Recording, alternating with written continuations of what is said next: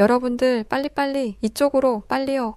한 무리의 영국인들이 허둥대며 한 한국인으로 보이는 남성의 다급한 목소리에 맞추어 재빠르게 움직이는 모습이 보입니다. 이 외국인들은 한국말을 알아듣기라도 했던 것일까요? 과연 무슨 일이 있었기에 수많은 외국인들이 한국인의 목소리에 반응하고 있던 것일까요?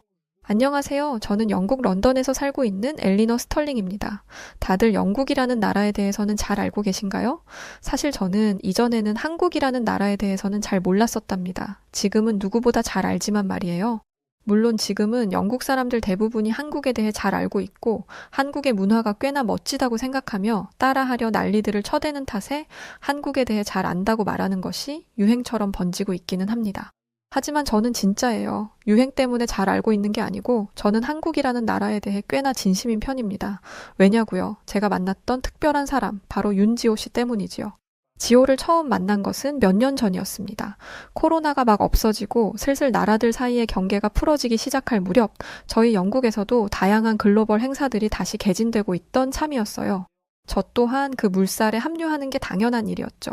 제가 일하던 곳이 바로 영국 런던에 소재한 비영리 국제교육단체였거든요. 한동안 코로나 탓에 뜸했던 행사들이 다시 열을 올리기 시작했고 저 또한 코비드 사태 이후 처음으로 비대면이 아닌 오프라인 행사를 개최하게 되었다는 사실에 꽤나 들떠있던 상태였습니다. 제가 이때 준비했던 행사는 각국의 교육자들이 모여 세계적인 교육 방향성에 대해 논의하는 국제교육 포럼 자리였어요. 수많은 과정을 거쳐 이제 개최할 일만 남은 상태였죠. 그날은 모든 준비가 완벽했습니다. 세계 각국에서 모인 교육 전문가들, 정부 관계자들, 그리고 여러 명망이 있는 학자들이 런던으로 속속 도착했고 모두가 오랜만에 오프라인 행사에 기대가 커 보였어요. 행사 장소로 예약된 호텔도 런던에서도 손꼽히는 고급 호텔로 우리는 그곳에서 수개월간 준비한 교육 포럼을 성공적으로 치러낼 계획이었죠. 하지만 행사를 불과 몇 시간 앞둔 아침, 호텔 측에서 갑작스러운 통보를 받고 저는 심장이 쿵 내려앉고 말았습니다. 바로 코로나로 인해 정부의 새로운 방침이 내려졌고 호텔이 모든 대규모 행사를 취소하기로 결정했다는 것이었어요. 순간 저는 머릿속이 새하얘지며 패닉에 빠지고 말았습니다. 런던까지 비행기를 타고 넘어온 해외 인사들은 이미 도착해 있었고 포럼은 당일 저녁에 열릴 예정이었거든요. 안부를 물어오는 수많은 전화 속에서 저는 물론 행사팀 모두가 당황하며 서로를 향해 불안한 눈빛만을 보내고 있었습니다. 상황을 어떻게 해결해야 할지 몰라 당황스러웠고 누구도 마땅한 대책을 내놓지 못한 채 갈팡질팡할 뿐이었어요. 몇몇 팀원들은 차선책으로 일정을 미루거나 호텔과 재협상해 후일을 기약하자는 의견을 내놓기 시작했습니다. 어쩌겠어요? 여긴 영국인걸요? 우린 한때 유럽 국가 중 하나였다고요. 당연히 그저 어쩔 수 없다는 분위기가 팽배해졌죠. 상황을 탓하는 사람들, 무거운 한숨만이 행사장을 뒤덮고 있었습니다. 그런데 그때였어요. 그냥 이렇게 포기할 수는 없죠. 한 직원이 말을 꺼냈습니다. 저는 처음 듣는 목소리에 누구지? 싶어 그를 바라보았어요. 그는 간간히 지나다니며 마주치곤 했던 한 아시아인 직원이었어요. 그의 목에 걸린 명찰 목걸이에는 지호윤이라는 이름이 적혀 있었죠. 처음으로 제대로 보는 그의 이름이었어요. 그는 젊은 새내기 직원이었고 그동안 조용히 서류만 정리하며 행사 준비를 돕던 사람이었거든요. 솔직히 저는 그가 그저 어리고 뭘 잘 모르는 열정만 가득한 어리버리남이기 때문에 그런 말을 하는 거라고 생각했어요. 뾰족한 수도 없으면서 무슨 이라고 한숨을 같이 내쉴 뿐이었죠. 그런데 그는 누가 지시를 내리기를 기다리지 않고 바로 전화기를 들더니 어딘가로 전화를 걸기 시작했어요. 다른 대체 장소를 빠르게 물색하기 시작한 것이었죠. 당연히 당일 행사였던 데다가 워낙에 많은 인원이 들어가야 했기 때문에 장소를 찾는 일은 쉽지 않아 보였습니다. 하지만 그는 전혀 당황한 기색 없이 스마트폰을 꺼내들더니 호텔과 컨벤션 센터를 검색하고는 갑자기 팀원들을 모아 회의를 요청했습니다. 캐롤리나, 여기로 전화해주세요. 조는 여기로, 마비는 여기로. 간단하게 인원과 시간만 공유하시고 안 된다고 하면 바로 다음 컨벤션으로 전화해주세요. 빨리 옮기면 행사를 제 시간에 열 수 있을 겁니다. 자, 움직이세요. 빨리빨리.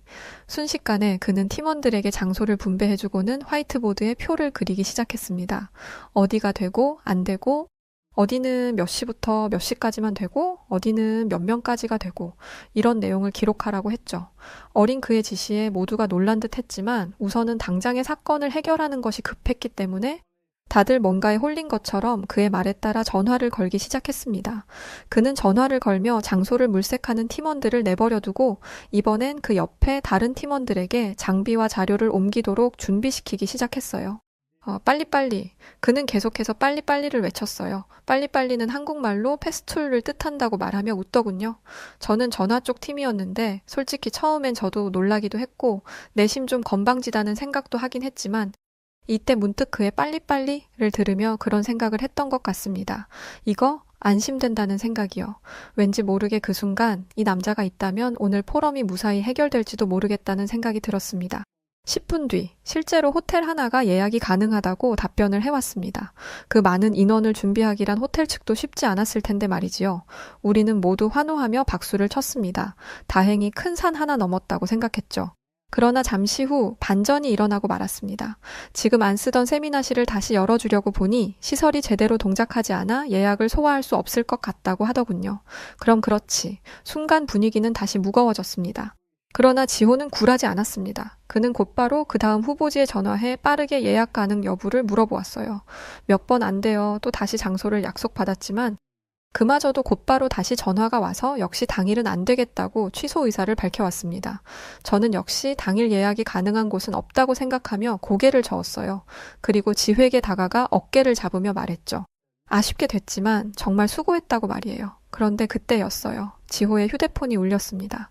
지호는 절 바라보며 바로 전화를 받았어요. 어디였냐고요? 바로 지호가 맨 처음에 전화했던 호텔 컨벤션이었습니다. 몇 번의 응답이 오가고 잠시 후 지호는 절 보며 씩 웃더니 전화를 끊었습니다. 그리고 말하더군요.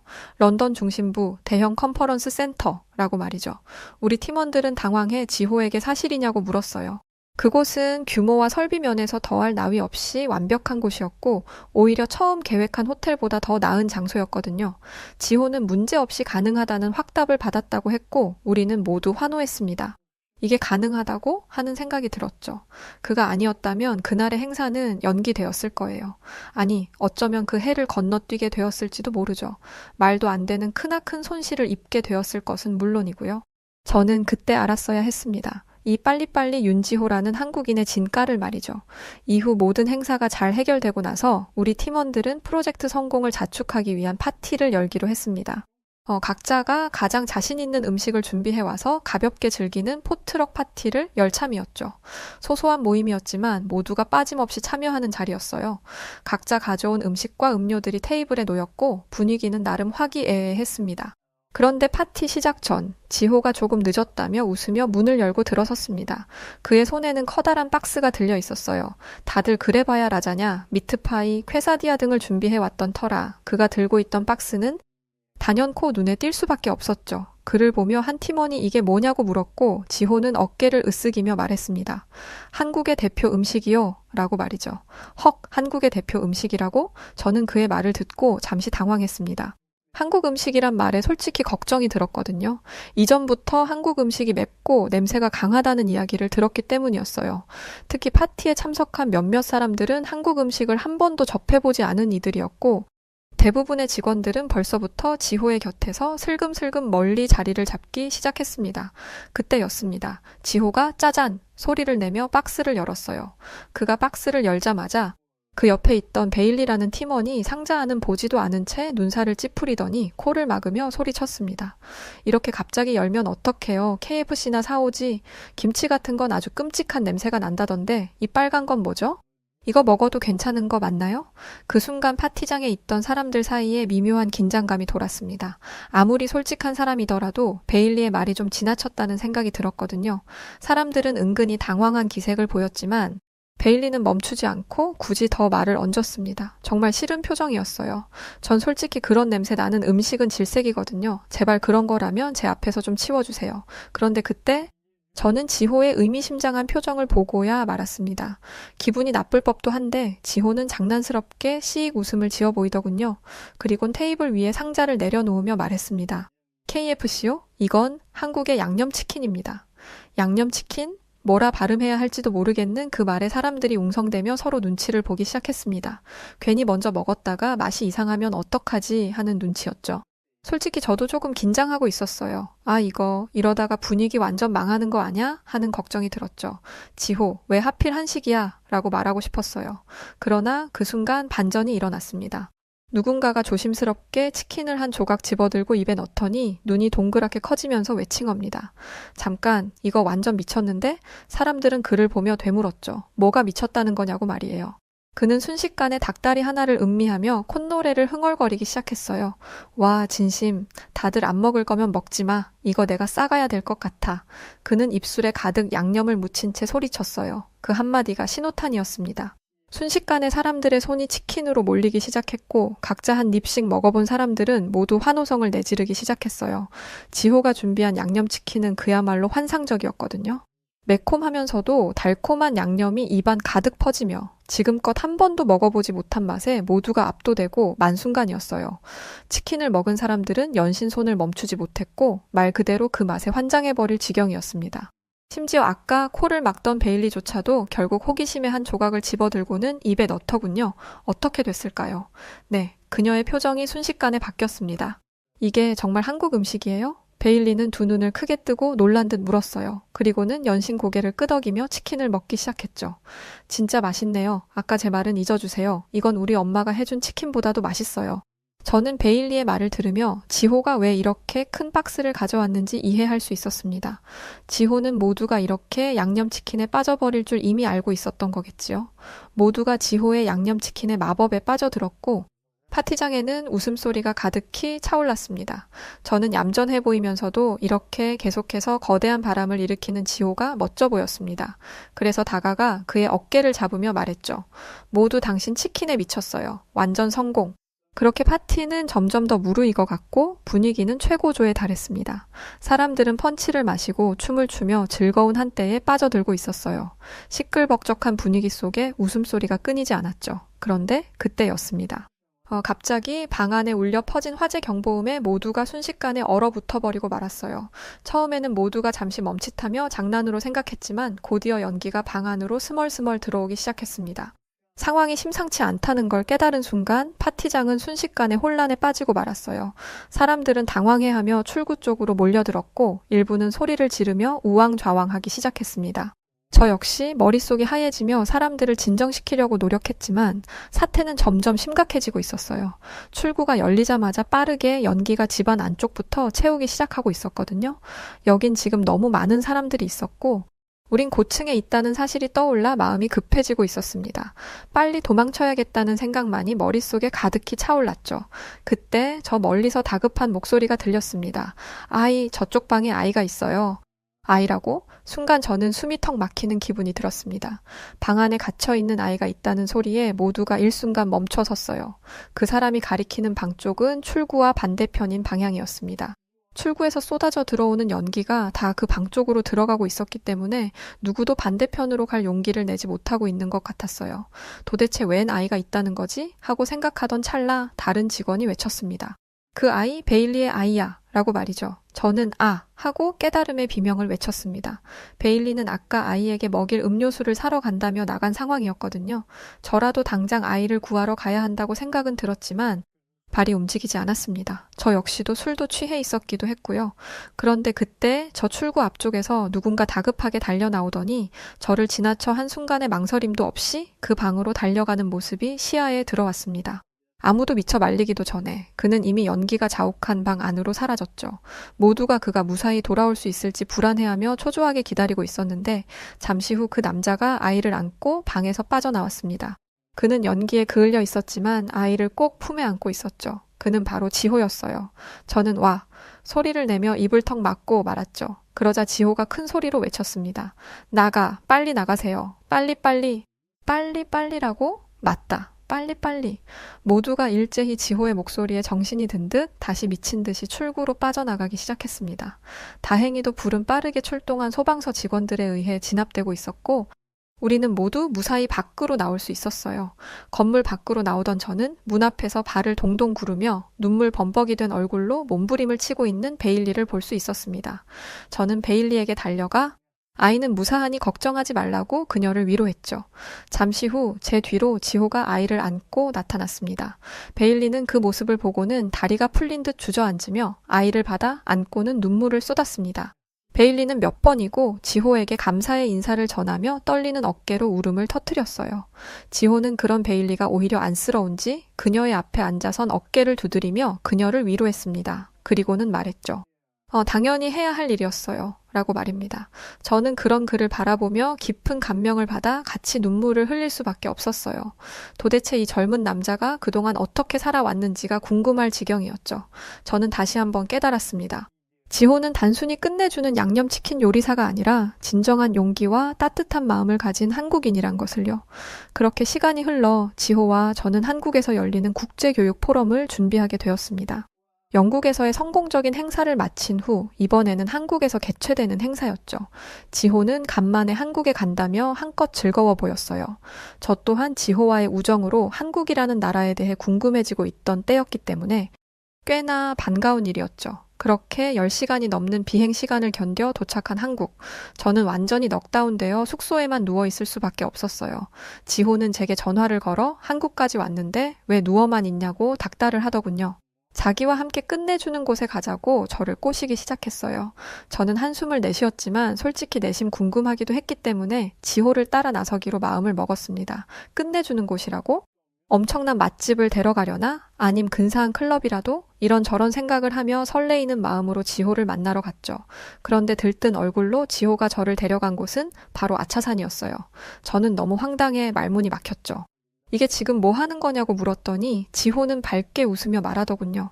원래 한국에선 주말에 자주 등산을 한다나요? 저는 거짓말하지 말라고 지호에게 말했지만 지호는 주변을 둘러보며 말했습니다. 이 수많은 사람들이 안 보이냐고 말이죠. 그건 사실이었어요. 건강해 보이는 한 무리의 한국 사람들이 엄청나게 산을 오르고 있었거든요. 이게 말이 되나 싶었지만 어쩌겠어요? 여행은 가이드맘인걸요? 사실 한편으로는 이 마르고 조용한 한국 남자가 그래봐야 얼마나 등산을 잘하겠어 하는 마음도 있었어요. 지호는 체격이 크지도 않았고 평소에도 조용히 일만 하던 사람이었기에 그저 가벼운 산책 정도나 되려나 라고 생각했죠. 그러나 등산을 시작하고 1시간 뒤쯤 저는 제 생각이 얼마나 틀렸는지 뼈저리게 깨닫게 되었습니다. 지호가 산에 오르기 시작하자마자 날다람쥐처럼 빠르고 가벼운 걸음으로 산을 오르기 시작하는 거예요. 처음에는 그를 따라가려고 노력했지만 몇 분도 지나지 않아 숨이 턱까지 차오르며 저는 헉헉거리고 어지러움을 느끼기 시작했습니다. 약해 보이던 지호가 이렇게 날렵하고 빠르게 산을 오르는 모습은 가히 충격에 가까웠죠. 이 사람 뭐야? 라는 생각이 들었습니다. 지호, 잠깐만, 너무 빨라. 저는 결국 멈춰서 헐떡이며 소리쳤습니다. 하지만 지호는 이미 저 멀리 앞서가고 있었어요. 그 순간 갑자기 자존심이 상한 저는 그를 따라가고 싶지 않아졌습니다. 지호는 제게 괜찮냐고 물으며 되돌아 내려왔지만 저는 지호를 보고 엄지를 척 내밀며 자신 있게 대답했어요. 먼저 가라. 알아서 천천히 가겠다. 라고 말이죠. 그리고는 혼자 뒤처져 느리게 산을 오르기 시작했어요. 지호는 제게 길을 잃을 거라고 했지만 저는 표지판이 있으니 전혀 문제될 게 없다고 대답했어요. 사람도 많았고요. 지호는 걱정하는 듯 보였지만 저는 고집을 부리며 그에게 먼저 가라고 등을 떠밀었습니다. 빨리빨리 가. 저는 원래 후반부에 잘 뛰는 선수라고 하면서 말이죠. 하지만 결국 그건 사실 큰 실수였습니다. 얼마 후 저는 그만 길을 잃고 말았어요. 지호의 말대로였죠. 지호는 이미 보이지 않았고 산은 예상보다 훨씬 복잡했습니다. 표지판은 여기저기를 헷갈리게 가리키고 있었어요. 옳은 길이 맞는지 아닌지 혼란스러워하던 차에 길을 잃으셨어요? 한 한국인 여자분이 따뜻하게 묻더군요. 서툰 영어였지만 다정했어요. 저는 당황하며 상황을 설명했죠. 온몸에 바디 랭귀지를 더해가면서 말입니다. 그러자 그들은 웃으며 저를 안심시키고 자신들과 함께 가자고 제안했습니다. 걱정 말아요. 우린 매주 오르는 산이라 길을 잘 알아요. 그렇게 말해주는 그들의 말에 저는 또 한 번 뭔가 익숙한 기분을 느낄 수 있었어요. 아, 이건 그때의 그 기분이었습니다. 지호가 포럼 장소를 섭외하던 그때 느꼈던 그 기분 말이에요. 안도감. 그들은 자신들을 아줌마, 아저씨라고 부르라고 말하며 호탕하게 웃었어요. 저는 곧잘 그들이 말하는 대로 그들을 따라 부르며 열심히 함께 산을 올라갔습니다. 나중에 알았지만 아줌마 아저씨는 나이 든 여성과 남성을 부르는 귀여운 애칭이더군요. 저는 그것도 모르고 아줌마, 아저씨라고 신나게 외치며 그들을 따라 올라갔답니다. 아줌마 아저씨들은 친절하고 정감 넘치게 저를 챙겨주며 제 손을 잡고 산 위로 끌어주었어요. 그들의 따뜻한 마음에 제 긴장감도 조금씩 풀리는 것 같았어요. 이윽고산 정상에 도착한 저는 그제서야 애타는 얼굴로 주변을 살피고 있던 지호를 만날 수 있었습니다. 지호는 저를 보고는 한 걸음에 달려와선 말하더군요. 정말 미안해 라고 말이죠. 지호는 제 걱정을 많이 했다며 혹시 찾으러 내려갔다가 오히려 엇갈려 길을 잃을까봐 내려오지 못했다고 말했어요. 그리곤 제게 왜 전화를 안 받았느냐고 묻더군요. 저는 놀라서 얼른 휴대폰을 꺼내보았어요. 부재중 전화가 수없이 찍혀 있더군요.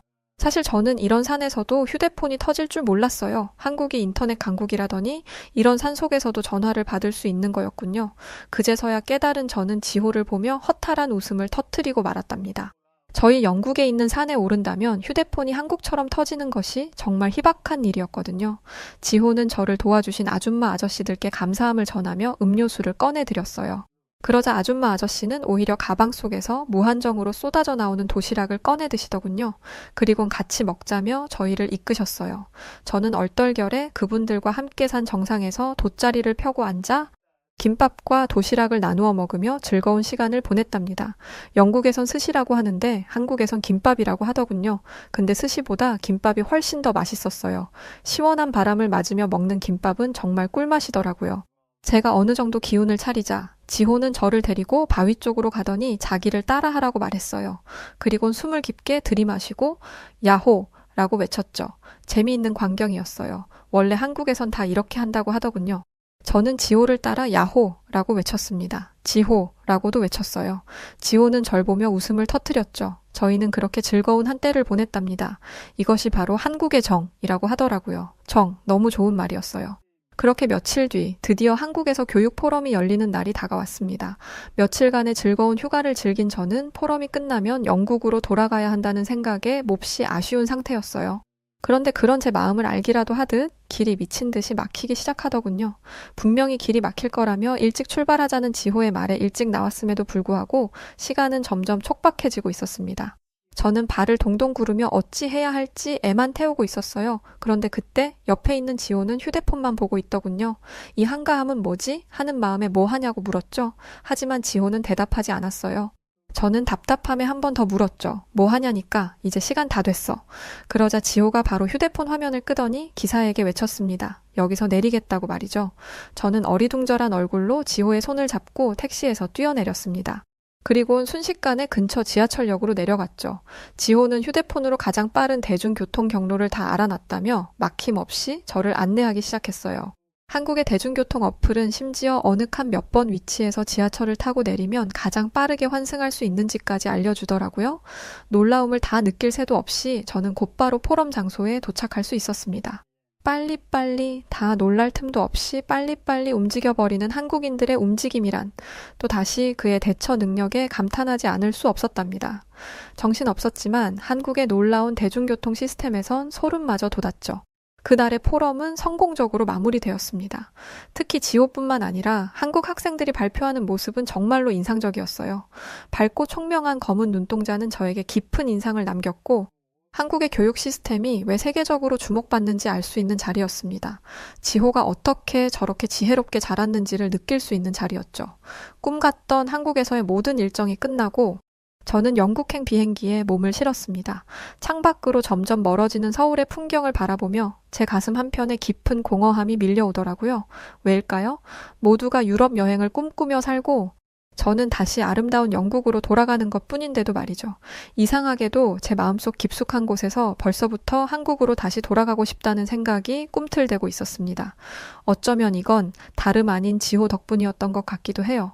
그와 함께한 시간들, 그리고 그가 보여준 따뜻한 마음씨가 제게 단순한 여행의 경험 그 이상의 것을 남겨준 것 같았습니다. 지호는 한순간도 저를 실망시키지 않았고 한국에서의 제 경험을 특별하게 만들어 주었죠. 다른 사람들도 마찬가지였어요. 한국의 따뜻한 정, 배려심, 그리고 사람들과 나눈 교류는 마치 오래된 책의 한 페이지처럼 제 가슴에 깊이 남겨져 있었죠. 저는 눈을 감고 한국에서의 여정을 되돌려 보았습니다. 한국의 산 정상에서 만난 아줌마, 아저씨들, 그리고 함께 나눈 김밥 한 줄. 그 소박한 한 끼마저도 평생 잊을 수 없을 것만 같았어요. 따뜻한 미소, 무심한 듯 건네는 도시락의 정, 그 따스함은 영국에서 느껴본 적 없는 너무나도 깊은 인간적인 유대였거든요. 한국에서 마주한 사람들은 항상 다정했어요.